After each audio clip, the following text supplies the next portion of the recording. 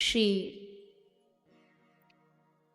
राधा रानी की पावन चरितावली कुंद लीलाओं का स्मरण करते हुए श्री राधा रानी के चरणों में अर्पित करने का भाव क्रम कि हम सब बैठ कर के श्री राधा रानी के उनका चिंतन करेंगे, उनके भावों को गाएंगे, उनकी नाम लीला गुणों का गान करेंगे, क्योंकि ये अवसर बार बार प्राप्त नहीं होता। वैसे तो श्रीमद् भागवत जी में भी राधा रानी के विषय पर थोड़ी बहुत चर्चा आ ही जाती है, किंतु पूरे 7 दिन उन्हीं के कृपा, उन्हीं की चर्चा की करने का ये सुअवसर वर्ष में एक बार ही प्राप्त होता है और बड़ा आनंद हृदय में रहता है कि जिनकी हम आराधना करते हैं, जिनको हम अपनी स्वामिनी मानते हैं, जिनके कारण से हमारा जीवन है, हमारा प्राण है, हमारी श्वास है, हम जी पा रहे हैं, हम बोल पा रहे हैं, उनकी कितनी महिमा गाएं ये तो हमारे पास नहीं है सामर्थ्य। पर जैसा मैंने पहले दिन कहा, टूटी फूटी वाणी में जो भी उनकी कृपा से संभव हो पाता है उनके चरणार बिंदों में समर्पित करते हैं। 7 दिन यही भाव रहता है कि उनको श्रवण कराएं, उनको सुनाएं, अपने भाव उनके चरणार बिंदों में अर्पित करें। स्वयं भगवान श्री राधे गोविंद यहाँ विराज करके सुने उन भावों को, ये मन में भाव रहता है, मन में ये हमारे माही श्यामा जू को राज, तो छोड़ेंगे कभी नहीं, पर फिर भी एक मर्यादा हो ही जाती है। पर इन 7 दिनों में अपने हृदय से, अपनी छोटी मति से, छोटी बुद्धि से जितना हो सके एक ही प्रयास रहता है। देखो, इस कथा का दूसरा कोई प्रयास नहीं है। मैंने पहले ही दिन कह दिया था, ये कथा आवश्यक नहीं सबको अच्छी लगे, क्योंकि जिसके भीतर हृदय, जिसके हृदय में सच्ची भक्ति, सच्चा प्रेम होगा, उसी को इसमें रस आएगा। नहीं तो फिर लोग बोल भी देंगे, अरे ये तो सब वैसे ही बेकार में रोते ही रहते हैं, पागलपन करते रहते हैं। तो जिसके हृदय में भक्ति होगी वही समझ सकता है, और जिसके नहीं भी है उस भक्ति को अपने हृदय में स्थापित करने के लिए वो भक्ति देवी हमारे हृदय में आ जाए, भजन में हमारा मन लगने लगे, भजन करने में हमारी रुचि हो जाए। क्योंकि अगर जीवन में भजन नहीं होगा तो जिनके हृदय भगति नहीं आनी, जीवित शव समान तेहि प्राणी। वो स्वामी जी कह रहे हैं, भजन के बिना जिंदा व्यक्ति भी शव के समान है। अगर उसके जीवन में भजन नहीं, अगर उसके जीवन में भक्ति नहीं, शव के, मुर्दे के समान है अगर वो भगवान का भजन नहीं करता है तो। भजन नहीं करेंगे तो ब्रज के महात्मा कहते हैं कि एक एक, जैसा मैंने पहले भी कहा था, एक एक कण का हिसाब देना पड़ेगा। देखो, कोई किसी व्यक्ति को भारत में घर बनाना है, भारत देश में घर बनाना है, वो कहे मेरा घर, मेरी मर्जी, मैं कहीं भी बनाऊं, कैसे भी बनाऊं, तो संविधान कहता नहीं, अगर तुम घर बनाओगे तो तुमको उसका कर देना पड़ेगा, टैक्स देना पड़ेगा। गाड़ी आपकी है, लेकिन वो गाड़ी जिस रोड पर चलती है उस रोड पर चलाने के लिए आपको सरकार को कर देना पड़ता है, टैक्स देना पड़ता है। आप ये नहीं कह सकते मेरी गाड़ी है तो मैं क्यों दूं, ये नियम है संविधान का। तो जब संसार की ये छोटी छोटी चीज, व्यापार करो, बिजनेस करो, तो व्यापार में से सरकार को टैक्स देना पड़ता है। अब ये नहीं कह सकते मेरी मेहनत, मैंने मेहनत से कमाई, मैं क्यों दूं, देना पड़ेगा। ठीक वैसे ही सृष्टि में जो हमको भगवान ने खाने पीने रहने के लिए दिया है, हवा पानी वायु जल अन्न, इस सब का हमें भगवान को कुछ देना चाहिए। और क्या देना चाहिए, उसमें शास्त्र कह रहे हैं कि देना एकमात्र भजन, केवल भक्ति आप भगवान को दे सकते हो, और कुछ नहीं दे सकते आप भगवान को। तो भजन ही इसका मूल है। कथा का ये जो 7 दिन की कथा, अगर 7 दिन यहाँ श्री राधा रानी का गुणगान सुन के हृदय में भक्ति नहीं जागेगी तो कहीं ना कहीं अभी उनकी कृपा होने में थोड़ी कमी रह गई है, ये मन में सोचना। क्योंकि भक्ति बगैर, गोस्वामी जी कह रहे हैं, जरी जाहो सो जानकी नाथ बिना, जो जी है जग में तुमरो बिन होए। ये जीव, ये जिव्या, ये जर जाए, ये शरीर जर जाए अगर ये शरीर तुम्हारा बिना हो के जिए तो। इस शरीर का नाश हो जाए, बिना भजन के जिया तो क्या जिया। तिनके खल सूकर स्वान भले, उनसे तो खल और सूकर और वो स्वान भले हैं, जिनको भगवान ने जैसा बनाया वो वैसे ही जी रहे। कोई पशु पक्षी नया पाप नहीं कमा रहा, पर हम रोज कोई ना कोई अपराध करके, कोई ना कोई पाप करके नया नया पाप कमाते हैं। इसलिए तिनते खल सूकर स्वान भले, उनसे तो सूकर और स्वान भले हैं। एक मानव ही ऐसा है, जितने पाप और पुण्य लेके आए उसको बढ़ाने की उसमें सामर्थ्य होती है। वो प्रण ले सकता है कि मुझे ये करना है और ये नहीं करना है।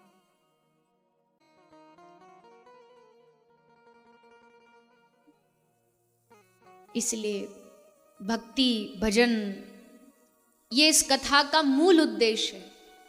इस कथा का मुख्य उद्देश्य यही कि बस राधा रानी के चरणों में समर्पित हो जाओ, छोड़ दो अपने आप को। फिर कोई उनसे किसी प्रकार की कोई लालसा मत रखना, किसी प्रकार की कोई शिकायत मत रखना। प्रेम का मतलब ही होता है, प्रेम का मतलब होता है यदि आप दिन को रात कहें तो हम रात कहेंगे। प्रेमी कहता है यदि आप दिन को रात कहो तो हम रात कहेंगे, जो तुमको है पसंद हम वही करेंगे। तुम्हारी प्रसन्नता के लिए तो कुछ भी कर देंगे। और कुछ भी में तो वो तो हमसे कुछ बड़ा कुछ चाह भी नहीं रहे। ये भी नहीं कि तुमको पैसा देना पड़ेगा, धन देना, प्रॉपर्टी उनके नाम करनी पड़ेगी, कुछ नहीं। रोज बैठ करके उनके सामने अपनी आंख से आंसू बहा दो, बस इतना ही कहना, इससे ज्यादा कुछ भी नहीं कहना। भजन करेंगे हम अपने नहीं भी होता तो भी उनके चरणों में बैठ के कह दो, कोशिश बहुत कर रहा हूं, प्रयास बहुत कर रहा हूं, करूं करूं करूं, पर क्या करूं।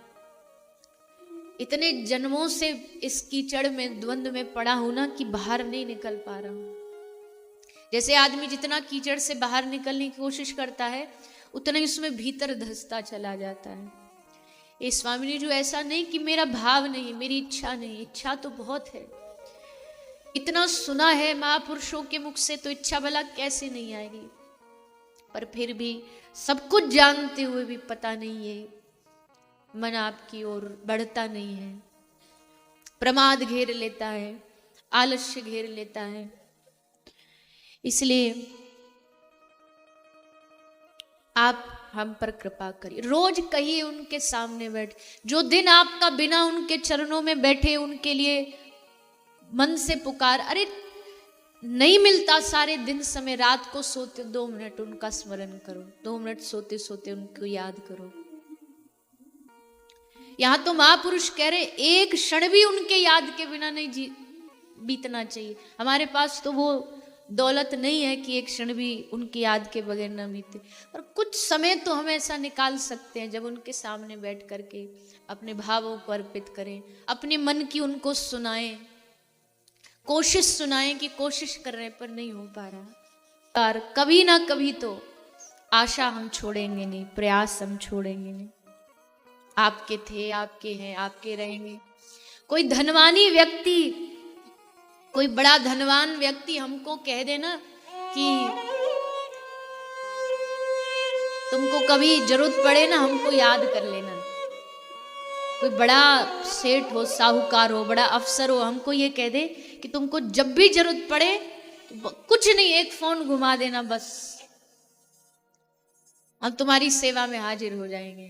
तो हमारा सीना कैसे गर्व से भर जाता है। इतने बड़े आदमी से हमारी पहचान है, उसने कह रखा है हमसे जब भी कोई बात हो तो हमें बुला लेना। लेकिन जो अनेकानेक ब्रह्मांडों के नाथ हैं, साक्षात दीन बंधु हैं, जो करुणामयी हैं, वो हमसे बार बार कह रहे हैं, भगवान कृष्ण कह रहे हैं, योग क्षेमम वहाम्य हम, तू घबरा मत, तू चिंता मत कर, मैं तेरे सब चिंताओं को छुड़ा डालूंगा, मैं तेरे सब बोझ का वहन खुद कर लूंगा। फिर भी हमारे हृदय से वो चिंताएं नहीं जाती, फिर भी हमें उन पे भरोसा नहीं होता। वो बार बार कह रहे मुझ पे भरोसा कर, मुझ पे विश्वास कर, आपत्ति विपत्ति आ जाए तो घबरा मत, ये सोच कि ये भी तुम ही दे रहे हो, ये भी तुम्हारा प्रसाद है, तुमने दिया है तो सोच के ही दिया होगा, मेरे भले के लिए दिया होगा, मेरी अच्छाई के लिए दिया होगा। बस यही भरोसा जगाना है मन में, यही विश्वास जगाना है। कुछ भी हो जाए, कभी भगवान से एक लफ्ज भी मुंह से ना निकल जाए, पता नहीं कैसे लोग उनके सामने बैठ के शिकायत कर देते हैं। कैसे मन में नहीं आता कि क्या इनसे शिकायत करना हमारा योग्य है? क्या हमारी योग्यता है कि इनको प्रेम में करें? वो अलग बात है, वहां शिकायत नहीं, वहां बस हृदय से आभार, आभार, केवल और केवल आभार निकलता है। आभार के लिए दुनिया के सारे शब्दों को इकट्ठा करें तो भी हे श्री राधा रानी, आपके कृपा का मैं आभार व्यक्त नहीं कर सकता हूं, मेरे पास शब्द नहीं, मेरी वाणी नहीं है इस लायक।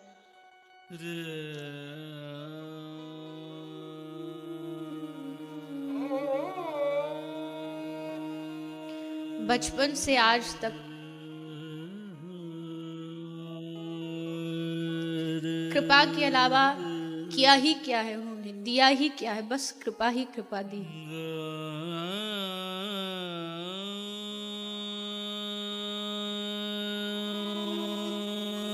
जिस समय किसी बालक को ये भी नहीं पता होता इसको संसार के सामने व्यवहार कैसा करना है, बातें कैसी करनी है, कुछ भी बोल देता है उटपटांग। उस समय तुमने कृपा करके इस अपनी गोद, इस व्यासपीठ के गोद में बिठा दिया। ये भी नहीं पता वाणी सही निकल रही है या नहीं, भाव सही निकल रहा है या नहीं। हम सब पर उनकी अति कृपा है, आप सब पर, हम पर, दुनिया में जितने लोग हैं सब पर उनकी कृपा है। और विशेष हम लोग जिनको गुरु का सानिध्य प्राप्त हो गया, जिनको श्री राधा रानी के चरणों पर विश्वास हो गया, उनसे बड़ा तो इस दुनिया में कोई सेठ हो ही नहीं सकता, कोई धनवान हो ही नहीं सकता। गुरु ने जीवन में बस एक ही चीज सिखाई है, कुछ नहीं उसके अलावा दूसरा, बस राधा। बार बार वो ठोकर लगा लगा के देखेंगी कि मुझ तक आने की इसमें सामर्थ्य है या नहीं, पर अगर ठोकर लगेगी तो संभालने के लिए भी हमेशा हमेशा दोनों बाह फैला करके, हाथ फैला करके वो हमेशा तत्पर रहेगी। एक बच्चे को जब उसकी माँ आकाश में उछालती है तो बच्चा डरता नहीं है।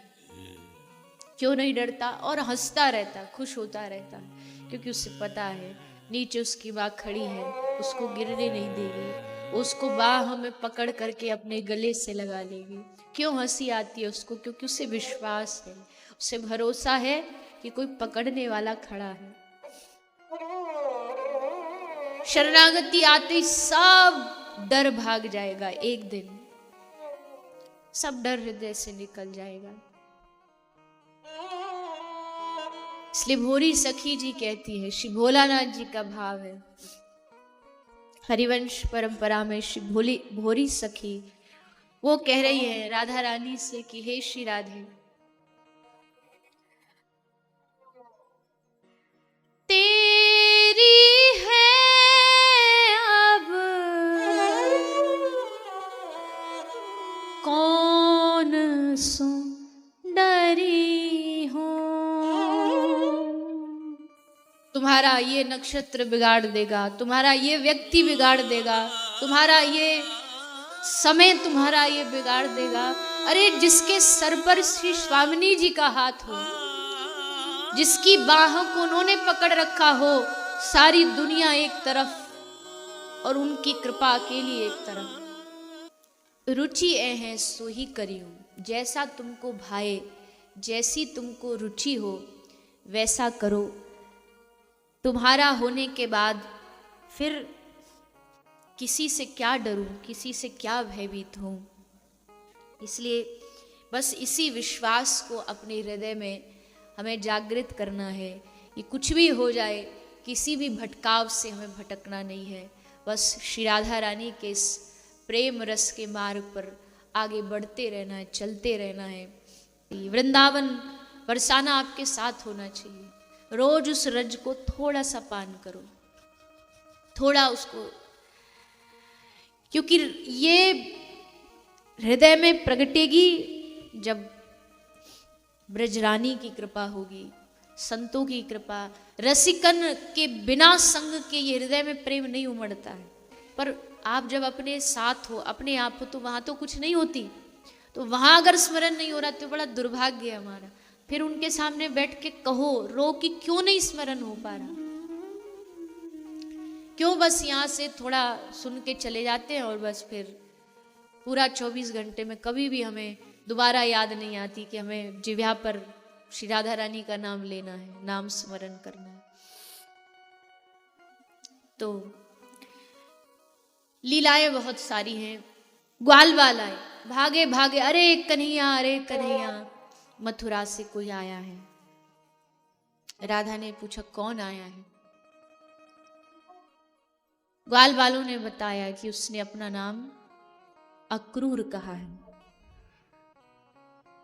राधा रानी ने पूछा अक्रूर, ये नाम तो कभी सुना नहीं, पहली बार सुन रही हूं, कौन है ये अक्रूर, और यहां ब्रज में क्या लेने आया है।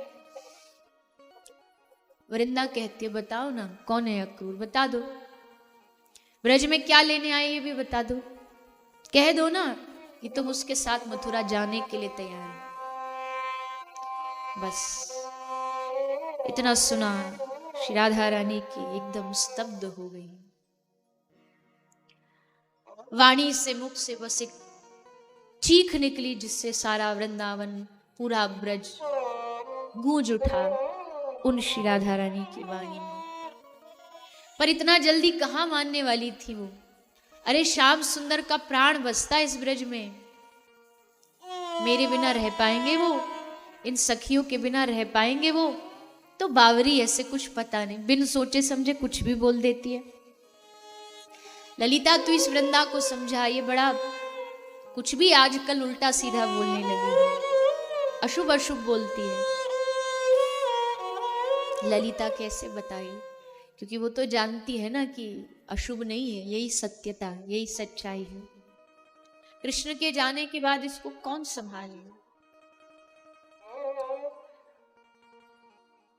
भागी भागी नंद महल गई, मैं पूछ के आती हूँ यशोदा मैया से, ऐसे कैसे चले जाएंगे। तभी अक्रूर आए और कहा चरणों में प्रणाम करके, मैं अक्रूर, कृष्ण का काका।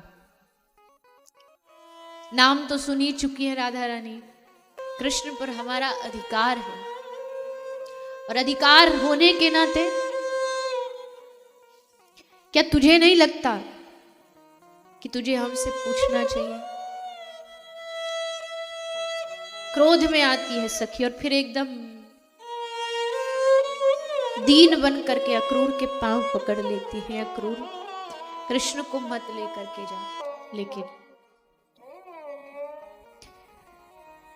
प्रभु की उस लीला के सामने सब नतमस्तक थे। राधा रानी को अपनी बांसुरी दी कि जब मेरा स्मरण हो बजा देना, क्योंकि अब वृंदावन से आगे इस बांसुरी का कोई काम नहीं है। ये बांसुरी वहां बजती है जहां प्रेम बरसता है। इसीलिए बांसुरी श्री राधा रानी को देकर के श्याम सुंदर वहां से चले जाते हैं। उनके जाने के बाद 1 दिन, 2 दिन, 3 दिन, 5 दिन बीत गए। राधा रानी मूर्छा से बाहर नहीं आई। 5 दिन व्यतीत हुए, न जल न पानी, मूर्छित पड़ी है। तभी एक वृद्धा आई भागी भागी, बधाई हो, कृष्ण ने कंस को मार दिया। कंस को मारने के लिए तो कृष्ण गया था, सो काम पूरा हो गया। चलो सब तैयारी करो, सुना है आज कृष्ण वापस आ रहा है। जैसे ये बात पता लगी, श्री राधा रानी 5 दिन से जो मूर्छा में पड़ी थी एकदम खड़ी हो गई। श्याम सुंदर आ रहे हैं, श्रृंगार करके चल पड़ी नंद भवन। नंद भवन में तैयारियां चल रही हैं, यशोदा मैया माखन निकाल रही है, कृष्ण आएगा। सखियां दरवाजे पर खड़ी है। तभी एक रथ आकर के रुका। रथ से नंद बाबा उतरे, मनसुख श्रीदाम मधुमंगल सब उतरे, पर जिसकी प्रतीक्षा थी वो कहीं दिखाई नहीं दे रहा। यशोदा मैया ने नंद बाबा से पूछा, बाबा लाला, अच्छा लगता भीतर भाग गया है छुप करके मुझसे। क्या बोले, जहां अपना बस नहीं चलता, जहां अपना सामर्थ्य नहीं चलता, वहां पर कोई क्या करेगा, क्या बोलेगा।